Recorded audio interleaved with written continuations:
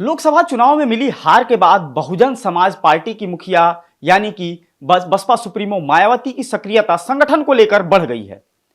23 जून को लखनऊ में एक संगठन की बड़ी बैठक होती है जिसमें आकाश आनंद को जिनको कि लोकसभा चुनाव में रोल बैक कर दिया गया था, फिर से मायावती अपना उत्तराधिकारी घोषित कर देती हैं। उसके बाद तमाम जो संगठन है उसको लेकर तमाम मुद्दे हैं जिसको लेकर मायावती की सक्रियता दिख रही है। और इसी बीच एक खबर जो है तमिलनाडु से आई, हालांकि वो बहुजन समाज पार्टी के संगठन के लिए दुखद खबर है। वहां पे उनके जो प्रदेश अध्यक्ष थे उनकी हत्या हो गई। अब खबर आ रही है कि मायावती जो है इस समय तमिलनाडु जा रही हैं और वहां पे जो है वो जो पीड़ित हैं उनके परिवार से मिलेंगी और अपना कॉन्डोलेंस देंगी। साथ ही साथ इसको दूसरे नजरिए से भी जोड़ के देखा जा रहा है, क्योंकि मध्य प्रदेश और उत्तर प्रदेश का जो बॉर्डर वाला इलाका है यानी बुंदेलखंड का इलाका है, वहां भी मायावती की सक्रियता बढ़ी है। साथ ही साथ हिमाचल प्रदेश के जो है प्रदेश अध्यक्ष को बसपा ने बदला है। इन्हीं मुद्दों पे हम चर्चा करेंगे कि आखिर जो बहुजन समाज पार्टी की सक्रियता दिख रही है इसके पीछे की वजह क्या है और जो रणनीतियों में मायावती लगातार बदलाव कर रही हैं, क्या वो बदलाव कितना कारगर होगा, इस पे बातचीत करेंगे। हमारे साथ हमारे वरिष्ठ सहयोगी प्रशांत शुक्ला जी मौजूद हैं। प्रशांत जी, सबसे बड़ी चीज की बहुजन समाज पार्टी जिस तरीके से लोकसभा में बहुजन समाज पार्टी की हार हुई, और हार ही नहीं हुई, वोटिंग परसेंटेज अपने जो मायावती का जब से बसपा का उदय है उसके बाद से सबसे न्यूनतम स्तर पर भी पहुंच गया। और उसके बाद ये जो पूरा घटनाक्रम चला, 23 जून को लखनऊ में बैठक होती है, उसके बाद तमाम फैसले लिए जाते हैं। हिमाचल, तमिलनाडु में सबसे पहले बात कर लेते हैं, क्योंकि अभी वहां पे बीएसपी के प्रदेश अध्यक्ष की हत्या हो गई, बसपा सुप्रीमो वहां जा रही हैं, क्या कुछ मैसेज देने की कोशिश है? देखिए, बहुजन समाज पार्टी लोकसभा चुनाव के बाद से अपने बुरे दौर से गुजर रही है, और सिर्फ बुरे दौर से नहीं गुजर रही है, बड़े ट्रांसफॉर्मेशन से भी गुजरने की कोशिश कर रही है। आकाश आनंद का आना, उस पर बात करते हैं। लेकिन जो आपने तमिलनाडु की बात की, तमिलनाडु में के आर्मस्ट्रॉन्ग इनके जो प्रदेश अध्यक्ष थे, आकाश आनंद के बहुत करीबी थे, उनके मित्र थे, और उन्होंने जो पोस्ट किया एक्स पर, आकाश आनंद ने बड़ा भाई बताया उनको अपना। मायावती जी खुद जा रही हैं, वो कल जाएंगी। आज उन्होंने अभी 1-1.5 घंटे पहले उन्होंने एक्स पर पोस्ट किया और उन्होंने कहा कि कल हम वहां पर जाएंगे। आप देखिए, अमूमन मायावती जी बहुत कम बाहर निकलती हैं और इस तरीके से खास तौर पर ऐलान करके बहुत कम जाती हैं। इसके पीछे के कारणों को समझने की कोशिश करना पड़ेगा। तमिलनाडु की जो राजनीति है आजादी के बाद से ही, वो एक ऐसी राजनीति वहां की रही है जिसमें मनुवाद के खिलाफ, या यूं कहें कि जो अपर कास्ट के खिलाफ जो दलितों की जो एक लड़ाई है, वो तमिलनाडु में एक बड़ा लंबा संघर्ष रहा है। तो वहां पर मायावती जी को अपना एक स्पेस दिखता भी है, और वहां पर बहुजन समाज पार्टी काफी सक्रियता से काम कर रही थी। आप देखिए, वहां पर प्रदर्शन हो रहे हैं, पुलिस का ऑफिस घेर लिया गया, वहां पर प्रदर्शनकारियों ने तमाम सारे जो वहां के सत्ता पक्ष के जो डीएमके के लीडर्स हैं उनके खिलाफ नारेबाजी हो रही, प्रदर्शन हो रहे हैं जी। तो आप ये समझिए कि कितना बड़ा ये इम्पैक्ट है। राहुल गांधी को उस पर पोस्ट करना पड़ गया, उन्होंने दुख जताया है, बड़े बड़े नेताओं को उस पर लिखना पड़ रहा है, और यह कोई छोटी बात नहीं है। एक राष्ट्रीय पार्टी और उसके प्रदेश अध्यक्ष की हत्या हुई है, और तमिलनाडु जैसे बड़े स्टेट में साउथ के, तो आप उसका प्रभाव समझ सकते हैं। और जब मायावती जी जा रही हैं तो उसका जो संदेश है वो सिर्फ तमिलनाडु तक सीमित नहीं रहेगा, वो तमिलनाडु से उत्तर भारत तक भी उसका संदेश जाएगा। जिस तरीके से उन्होंने 1 घंटे के भीतर पहले अपना अंग्रेजी में पोस्ट किया, फिर उसके बाद तमिल में उसका अनुवाद हुआ, और इसी तर्ज पर आकाश आनंद ने भी पोस्ट किया, तो उसकी गंभीरता आप समझ सकते हैं कि कहां कहां तक मैसेज देने की कोशिश है। दूसरी बात, आप कह रहे थे कि बहुजन समाज पार्टी का ट्रांसफॉर्मेशन क्या। देखिए, 23 जून को बैठक हुई थी और आज 6 तारीख है, यानी कि 13 दिन हुआ है अभी तक, और 13 दिन में पार्टी ने कई ऐसे फैसले लिए हैं जिससे ये पता चलता है और समझा जा सकता है आसानी से कि बहुजन समाज पार्टी किस तरीके से अपने काम को आगे बढ़ाने की कोशिश कर रही है। हिमाचल प्रदेश में उन्होंने जिस प्रदेश अध्यक्ष के नेतृत्व में चुनाव लड़ा उसको बदल दिया, बुरी तरीके से हारे, उन्होंने बदल दिया। वहां पर किसी नायर को प्रदेश अध्यक्ष बना दिया, यूथ है नायर काफी ज्यादा।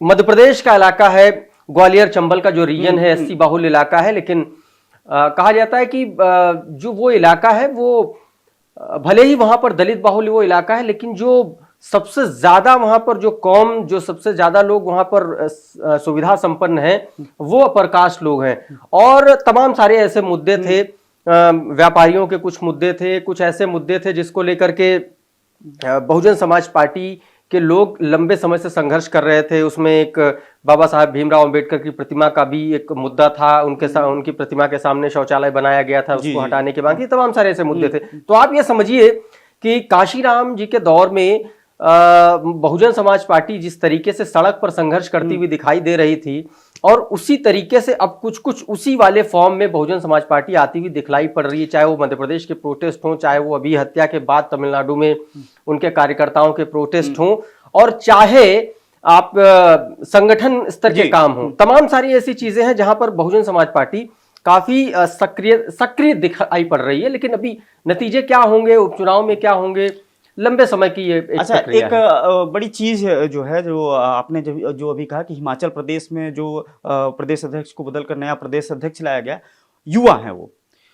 हम लोग लगातार इन बातों को कर रहे थे आकाश आनंद को लेकर कि बीएसपी जो है, माफ कीजिएगा, बीएसपी जो है एक बार से उसको जो लैग जहां कर रही थी उस पर हम लोग लगातार बात कर रहे थे, तो उसमें यूथ रिप्रेजेंटेशन की बात हो रही थी। तो कहीं ना कहीं मायावती को क्या अब ये समझ में आने लगा है कि यूथ का रिप्रेजेंटेशन देना, क्योंकि देखिए मायावती काशीराम जिस तरीके से मायावती को साथ लेकर बिल्कुल एकदम जमीन से जुड़े रहे, मायावती उस समय युवा थी, तो उस समय एक मायावती के चेहरे पे जो है मोबिलाइजेशन हुआ वोटों का, लोग जुड़े। बीच में ये चीज खत्म हो गई, तो एक कारण ये भी बताया जाता था कि जो यूथ रिप्रेजेंटेशन नहीं था उसकी वजह से लगातार पार्टी का जो है वोटिंग परसेंटेज गिरता गया, सीटें कम होती गई। अब आपको क्या लगता है कि मायावती को ये समझ में आ चुका है कि यूथ रिप्रेजेंटेशन जरूरी है? शायद यही वजह है कि रोल बैक करने के तुरंत बाद आकाश आनंद को चुनाव के बाद वापस ले लिया गया, फिर एक जो है युवा को प्रदेश अध्यक्ष बना दिया गया। तो क्या आने वाले समय में भी ये संगठन के स्तर पे ये चीजें देखने को मिलेंगी? देखिए, बहुत बड़े स्तर पर आप समझ लीजिए सर्जरी चल रही है बहुजन समाज पार्टी की, वो दिखलाई नहीं पड़ रही लेकिन चल रही है। एक दो केसेस ऐसे आए जिसमें ये समझ में आता है आकाश आनंद को लाना ही सबसे बड़ा यही मुद्दा था कि अगर आपको चंद्रशेखर से लड़ना है जी, अगर आपको चंद्रशेखर को रोकना है, उनकी ताकत को आगे बढ़ने से रोकना है, तो आपको चंद्रशेखर के सामने मायावती जी को लाना ठीक नहीं होगा, क्योंकि चंद्रशेखर के सामने एक युवा आदमी होना चाहिए। और जब बहुजन समाज पार्टी हारी तो 23 जून से को जो समीक्षा बैठक थी, उससे पहले तमाम सारी रिपोर्ट्स ऐसी पहुंची मायावती तक जिसमें यह कहा गया कि आकाश आनंद का 7 मई को उनको पार्टी के सभी पदों से हटा देना एक बहुत बुरा मैसेज गया संगठन में, कार्यकर्ताओं में, वोटर्स में, और इसीलिए उन्होंने उनके लिए ये मैसेज गया कि बहुजन समाज पार्टी जो है भारतीय जनता पार्टी के दबाव में आकर के उसने ये फैसला लिया है, और इसी वजह से तमाम सारे वोटर जो है वो इंडिया अलायंस की तरफ चले गए। इस मैसेज के बाद मुझे लगता है कि मायावती जी को ये समझ में आ गया कि अगर अब इंडिया अलायंस में भी वोट जा रहा है, भारतीय जनता पार्टी में भी वोट जा रहा है, और तीसरी एक सबसे बड़ी मुसीबत उन्हीं की लाइन पर आकर के खड़े हो गए हैं आजाद समाज पार्टी के मुखिया चंद्रशेखर, जिसके आगे वो कांशीराम लगाते हैं, और कांशीराम की लेगेसी को मायावती जी आगे बढ़ा रही हैं। कल एक इंटरव्यू जारी हुआ एएनआई पे चंद्रशेखर आजाद का, उन्होंने सीधे तौर पर आरोप जड़ दिए कि कांशीराम जी की जो सपना था, जो तरीका था, उससे बहुजन समाज पार्टी जो है एकदम पिछड़ गई है, अब वो उसको आगे बढ़ाएंगे। यानी कि सीधे तौर पर बसपा का जो वोटर है उसको हाईजैक करने की कोशिश की जा रही है ऐसे बयानों के जरिए। और आप देखिए कि उपचुनाव भी लड़ने का ऐलान कर दिया चंद्रशेखर आजाद ने, सारी सीटों पर वो उपचुनाव लड़ने जा रहे हैं। तो बहुजन समाज पार्टी को ये पता है कि अगर अब नहीं चेते तो फिर स्थिति इतनी गंभीर हो जाएगी कि फिर उबर नहीं पाएंगे, और शायद यही वजह है कि इस तरीके के रिस्पॉन्सेस अब जमीन पर देखने को मिलने लगे। अच्छा, एक और चीज हाल फिलहाल के दिनों में देखी, या यूं कहें कि हाथरस की जब घटना हुई उसके बाद से अब उस पर भी मायावती मुखर हैं। हालांकि सारे राजनीतिक दल कोई भी खुलकर नहीं बोल रहा है कि बाबा की गिरफ्तारी होनी चाहिए कि नहीं होनी चाहिए, लेकिन बसपा सुप्रीमो ने अपना बयान जारी किया और सीधे तौर पर कहा कि बाबा को गिरफ्तार करना चाहिए। इसको किस तरीके से देखा? बिल्कुल, ये एकदम बड़ी लकीर खींची है मायावती जी ने, और बहुत बड़ी लकीर खींचने की कोशिश की। देखिए, मायावती जी ये बात बोल सकती हैं, ये बात अखिलेश यादव नहीं बोल सकते, ये बात भारतीय जनता पार्टी नहीं बोल सकती। मायावती जी इसलिए बोल सकती क्योंकि उनके पास खोने के लिए कुछ नहीं है, और उन्होंने जिस तरीके से अपना पोस्ट किया और जिस तरीके से उन्होंने समेटा है अपनी पूरी भाषा को, अपनी शैली को, उसको आप पढ़िए तो आपको समझ में आएगा। वो ये कहती हैं कि ऐसे बाबाओं से, ऐसे पाखंडवादियों से आपके जीवन के दुख, आपके जीवन के कष्ट दूर होने वाले नहीं हैं।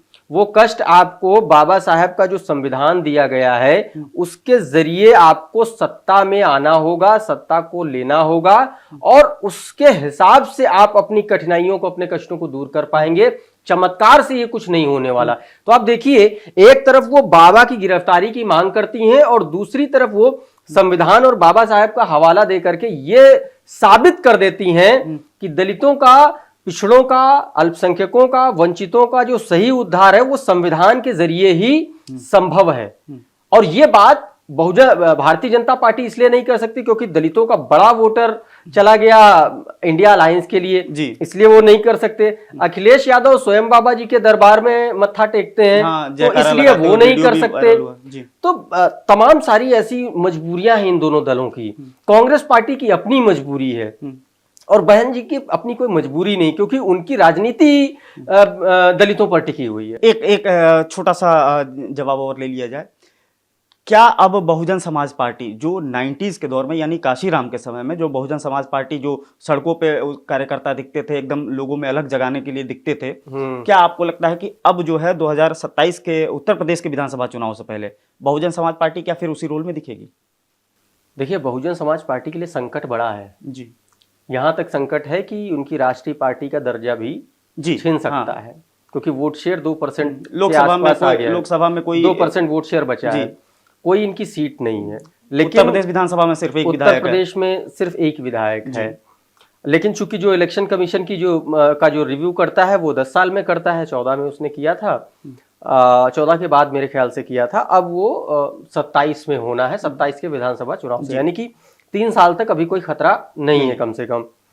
ये 3 साल सबसे ज्यादा महत्वपूर्ण है बहुजन समाज पार्टी के लिए और इसीलिए आकाश आनंद को लाया गया। और आकाश आनंद अपनी एक डिजिटल सेना तैयार कर रहे हैं। डिजिटल सेना तैयार करने के साथ साथ वो ग्रास रूट लेवल पर ऐसे लोगों को तैयार करने की कोशिश कर रहे हैं जिसमें सर्व समाज का संगठन में प्रतिनिधित्व हो। सोशल इंजीनियरिंग, बूथ इकाई में सोशल इंजीनियरिंग, पुरानी वाली सोशल इंजीनियरिंग। लेकिन वो मैसेज जो है वो बहुजन हिताय बहुजन सुखाय वाला रखना चाहते हैं। ठीक उसी तरीके से जिस तरीके से अखिलेश ने दावा पीडीए का किया, पूरा स्लोगन देते रहे इस चुनाव में, पीडीए पीडीए करते रहे और मुसलमानों को टिकट दिए सिर्फ 4 जी, ठीक है ना। तो उसी तर्ज पर मायावती और बहुजन समाज पार्टी आगे बढ़ने की कोशिश कर रहे हैं कि ठीक है, हम मैसेज तो दलित वाला देंगे लेकिन अपनी सोशल इंजीनियरिंग में जो है हम सबको समान प्रतिनिधित्व देंगे। ये बड़ा मैसेज है। और 2027 में अगर सब कुछ ठीक ठाक रहा तो बहुत सारी चीजें ऐसी होंगी जो अभी के दलों, जो जीते हुए जीत के घोड़े पर सवार दल है, उनके लिए दिक्कत भी हो सकती है। बिल्कुल। तो 3 साल का समय जो है ये बहुजन समाज पार्टी के लिए बिल्कुल एक लिटमस टेस्ट के तौर पे है। चूंकि चुनौतियां बड़ी हैं, एक तरफ जो है राष्ट्रीय पार्टी का दर्जा जो है वो खतरे में है, तो वहीं दूसरी तरफ संगठन को नए सिरे से खड़ा करने की और जो पुराने वोटर्स हैं उनकी घर वापसी कराने की एक बड़ी चुनौती है। देखना होगा इसमें जो मायावती का और खासतौर से बहुजन समाज पार्टी का जो ट्रांसफॉर्मेशन हो रहा है वो कितना कारगर होगा, आकाश आनंद कितना कारगर साबित होंगे। लेकिन फिलहाल आपको ये डिस्कशन कैसा लगा इसके बारे में जरूर बताएं और आपके भी कोई सवाल हो तो कमेंट बॉक्स में जाकर उसको जरूर शामिल करें और हम भी उसको जो है अपने अगले डिबेट में शामिल करने की कोशिश करेंगे। फॉलो करते रहिए हमारे डिजिटल प्लेटफॉर्म डेली लाइन को।